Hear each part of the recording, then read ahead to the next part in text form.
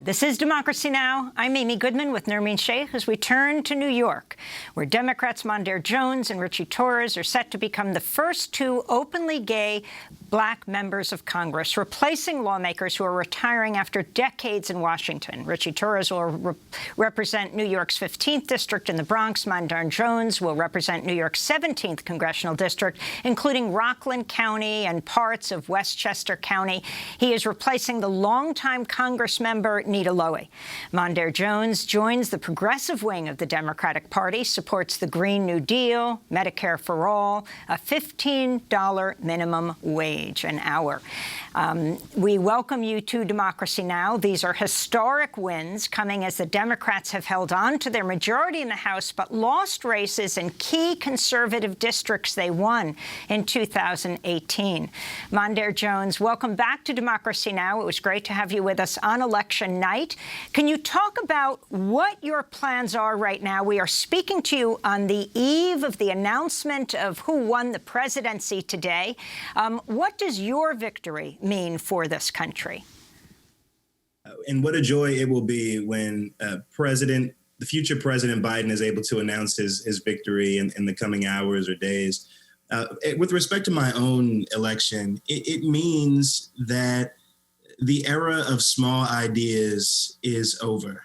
You know, I ran proudly on a progressive platform from the very beginning of my campaign, which, as you may recall, began as a primary challenge. And then it became an open seat, and anyone who had ever aspired to run for Congress relocated to the district, including the son of a billionaire who spent $5.4 million. People told me not to run on Medicare for all. They said it was too polarizing. In the midst of a global pandemic, it had more resonance than ever before. And so I'm really grateful to have defied expectations and conventional political wisdom throughout the course of my year and maybe 4 months long campaign. Mondaire Jones, you've spoken out about your experiences growing up, saying for you that policy is personal. Could you talk about that? Yeah, you know, unlike the people we're used to seeing in our politics, I don't come from money or from a political family. I grew up in Section 8 housing and on food stamps, and I was raised by a young single mom who, like so many incredible women all throughout my district and all throughout this country, worked multiple jobs just to put food on the table for us.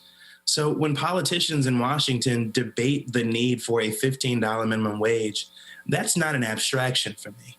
In fact, the $15 minimum wage or living wage is a need I know to exist from firsthand experience.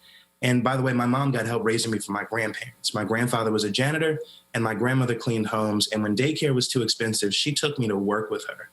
And so when people like Elizabeth Warren talk about the need to invest in universal childcare as infrastructure, that's a fight I want to join when I get to Washington, based on not wanting any kid to have to go through what I went through when I was growing up. So, Mondaire Jones, could you talk about where election results stand now? You've previously advocated for election reforms, including ranked choice voting and nationwide automatic voter registration. First, your response to how close this race has been, and then what you think the reforms you've advocated for, how that might change the way elections turn out.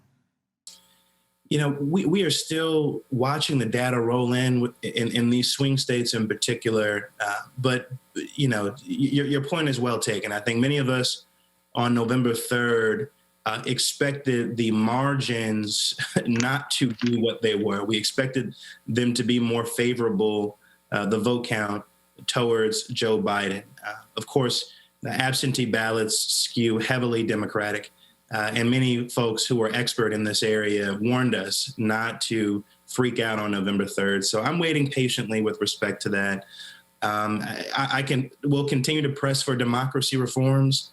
We have seen democracy reforms work here in New York State, where I reside.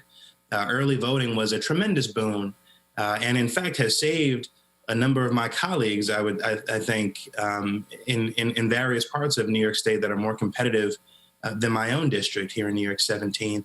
And court expansion will have to continue to be part of the conversation. Obviously, if the Senate majority continues to be Republican, the prospects for court expansion are significantly dimmer than they were just a few days ago when we expected a Democratic control of the Senate.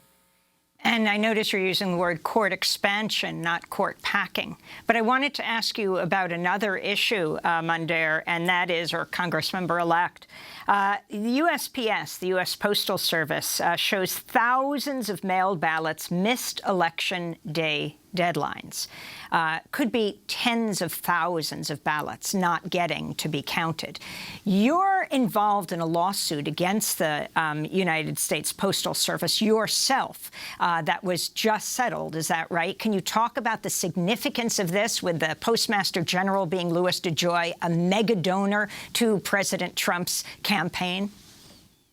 Absolutely. You know, I've been talking about how so many of our institutions have failed us these past few years, to say nothing of systems like our healthcare system and the economic system that we have that is rigged towards the wealthy and the well-connected and big corporations. One of those institutions is the Postal Service. Who would have thought that I would have to sue the Postmaster General and the President of the United States to suspend so-called operational changes, which were meant to undermine a free and fair election this cycle? We got a nationwide injunction maybe over a month ago at this point. And part of the relief in the Southern District of New York was the treatment of all election mail as either priority or first class, and then the pre-approval of overtime from the period spanning October 26th, I believe, through or 24th through November 6th. And so these were common sense things, in addition to weekly reports to confirm, for the district court judge to confirm compliance with this order. But it is not surprising to me that deadlines were missed. And of course, there's been litigation over this. If something's in the mail and it arrives within a reasonable, if something is in the mail and it arrives, it ought to be counted. And unfortunately, Republicans at the state legislative level and in Congress, and even with the Supreme Court as an accomplice, have been working to undermine that basic principle that all votes should be counted. Mondaire Jones, your response to Trump's accusations that the Democrats are trying to steal the elections and to get vote counting to stop in critical states?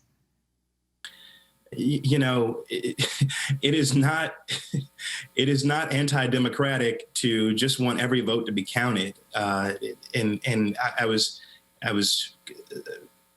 casually watching cable television yesterday when I was with my brother and his wife, and you know, I saw that at least some Republican senators also shared that view that they publicly expressed. I think it was Mitch McConnell and Mark Rubio suggested that every vote should be counted. And so I think they're getting tired of this president and his antics as well.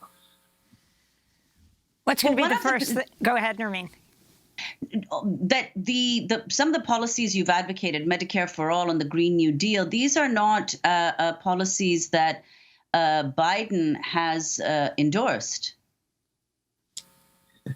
You know, I am really impressed by his climate proposal. It is the most ambitious climate plan offered by any major party nominee for the presidency of the United States. And it is a version of a Green New Deal. It's why you see people, organizations like the Sunrise Movement and authors of the Green New Deal, or co-authors of the Green New Deal, like Senator Ed Markey, so excited about working to enact it, as am I. Medicare for all is going to continue to be a battle.